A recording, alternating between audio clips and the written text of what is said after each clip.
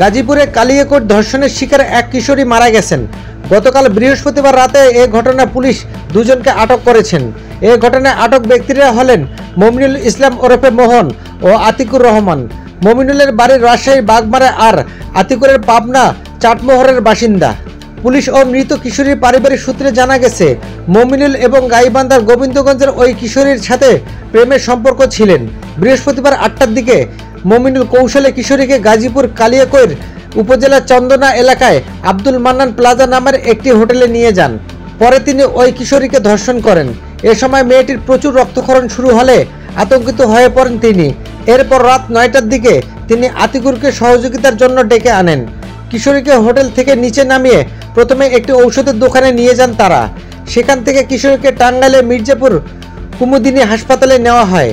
সেখানকার চিকিৎসক কিশোরীর অবস্থা আশঙ্কাজনক দেখে ঢাকা মেডিকেল কলেজ হাসপাতালে নেয়ার পরামর্শ দেন।